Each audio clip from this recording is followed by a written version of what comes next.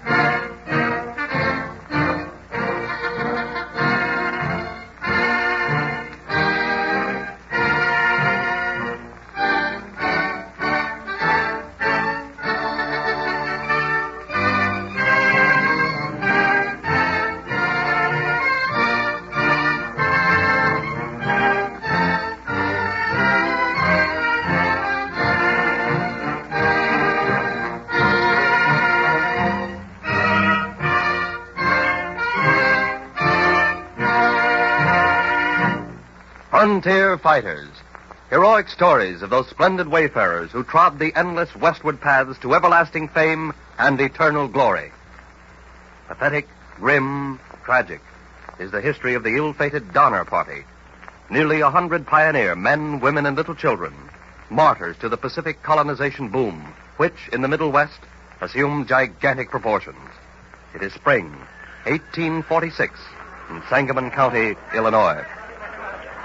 Attention. I want your attention. Now give me your attention, everybody, please. As I read the names from my muster roll, I want the head of every family to answer. Ready, George. All right. George Donner, his wife and 5 children. That's us, George. Jacob Donner, my elder brother, his wife and 7 children. Here, George. James Reed, his wife and 4 children. Here, Donald. Mrs. Sarah Keyes, mother of Mrs. James Reed. Here, and don't you forget that I'm 90 years old. The Graves family. Here. The Breen family. Here? The Murphys. Sure, we here. The Pikes. Here. 32 Teamsters and camp assistants. All right, all sober. Ready to go. Immigrant wagons, yeah. Extra yokes of oxen, cows for milk, young beef cattle, saddle horses, and a dog. I've got the dog, Daddy. Implements for the new farms, school supplies for the children, trade goods for the Indians, and $10,000. $10,000. Who's got it? I've got the money, George. I stitched it between the covers of our quilt this afternoon. You'll sleep well tonight, George, under $10,000. I won't sleep a wink, folks. The responsibility of all that money.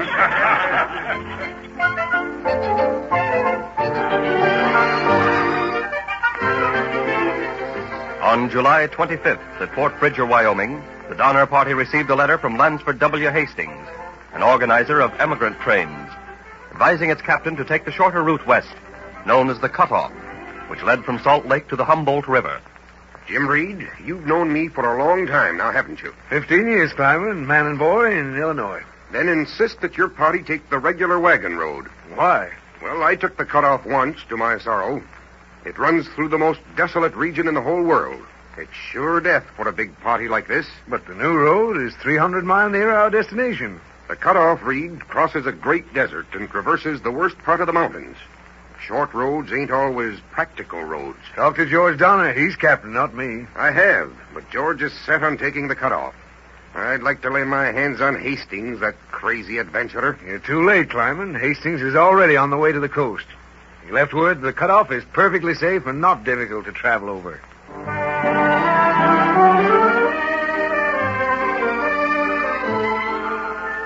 Blocked by blind canyons, dense forests, mountain pockets, the Donner Party finally reached Salt Lake. It had spent a month covering a distance which should have taken but 8 days. Food was running low. To escape starvation in the wilderness, the party pressed forward. Faster, faster, faster. Fearful desolation. Alkali and sand as far as the eye could see. Water casks were empty. The piercing rays of a pitiless sun beat down on human and beast alike. Then the Donner Party struck the Emigrant Trail along the dry bed of the Humboldt. Jim Reed, you found water yesterday. It's in your powder horn. You're a liar, Snyder. I'll fight you, Reed. For just a drop of that water. We'll fight tomorrow, Snyder, not now. We'll fight now.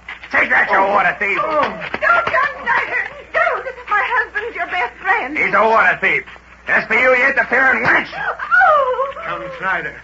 You'll never strike another woman. No. Not in this life. Oh, no, Jim. Jim, I didn't mean it. See? Not with that knife.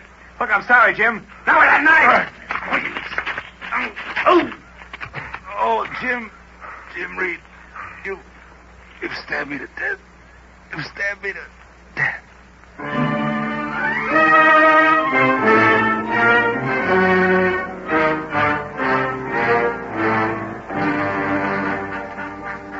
Reed was voted out of the Donner Party, and his wife and family placed in charge of another group. Reed, banished, set out at once to secure aid for the party from the mountain settlements. One night, to add to the party's wretchedness... George, wake up. Indians. What? Indians? What, they're among the cattle. It's a stampede. Where's my gun? Here. Oh, look out, George. Don't get scared. You and the children stay under cover.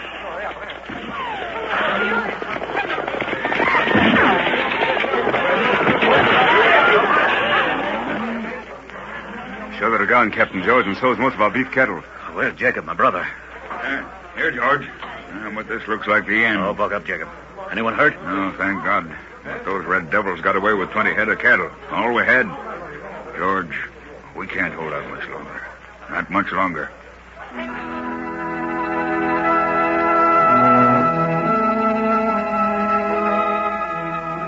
Tragedy struck again. Again. One man died of exhaustion. Murders by hunger-mad men occurred with increasing frequency. Accidental killings were numerous. Little children fell by the trail. From the base of the mountains, the party literally crawled up the steep, pathless slopes to the Truckee River, which the party crossed and recrossed 51 times in 80 miles. Sudden mountain storms shook the party into panic-stricken, desperate pandemonium. I can't go on. My dear, brave husband. Then we'll stay here and wait out the storm. Oh, what, in this snow? No. We can't wait. I'll stay. I'm in charge of this party now. We'll go on to the crest. No, we won't. We'll stay here. Where's George Donner? Sure, he's our rightful captain. We'll do as he says. He's still at Fross's Creek, Broken Axle. Oh, don't stand there talking. My children are freezing to death. I'll take charge from now on. We'll put up a tent under those pine trees and crawl in. We'll keep warm that way. Everybody start digging a hole.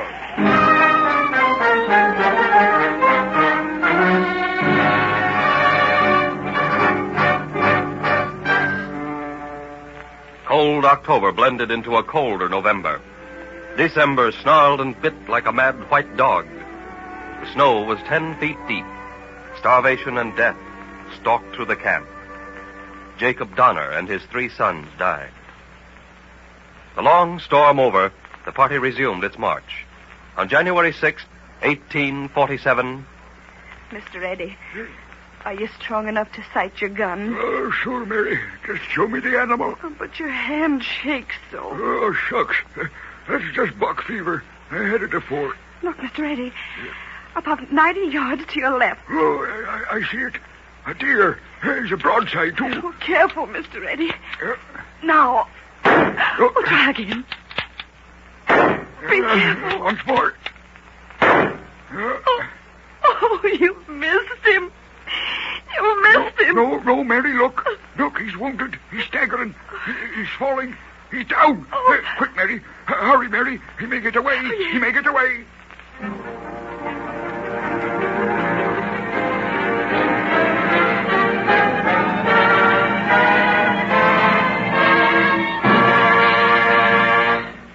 Rescue parties came and went, leaving brave men of their own groups to die with the split-up Donner Party. Draft animals gone, the starving victims ate their moccasins, harness leather, the strings from their snowshoes, the boots in which they stood. On February 27th, the starving survivors of 2 parties met in Bear Valley, brought together by Jim Reed, who had been banished for killing Snyder. I'm Jim Reed. Where's my wife and my 4 children? Here's bread. Only a mouthful for each. Divide fairly now. A small morsel apiece. Oh, Jim. My darling. Oh, you're here at last. Oh, Jim, we're so hungry. Bread, Jim, bread. Not for me, but for our children. We started with 4 children. I see only 2. Where's the other 2? Don't tell me they're dead. No, Jim, not yet. They're back in the mountains with some men. Oh, we'll get 'em out, my darling. But it'll take time. It'll take time.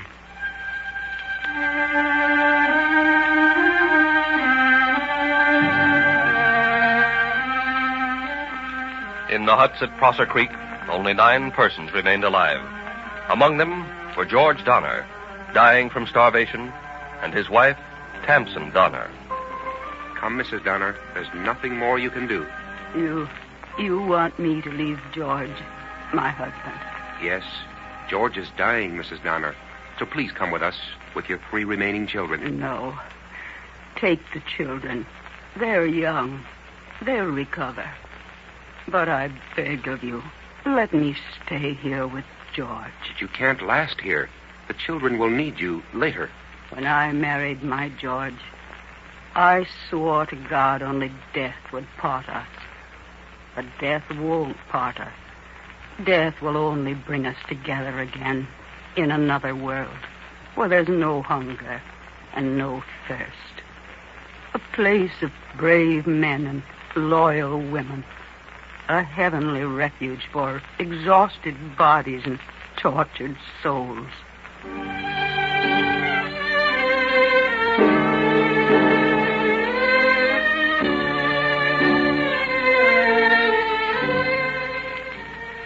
Of the 81 persons in the Donner Party, when it left Illinois, only 45 survived. Epic heroes all. Brave men, loyal women, and laughing little children. They mocked the desert and thrust the mountains aside. Courageous, patient, hopeful. They were Western America, triumphant, victorious, even over death. And so we lay a wreath on the unknown tombs of those frontier fighters who struggled ever westward to the eternal glory of their country.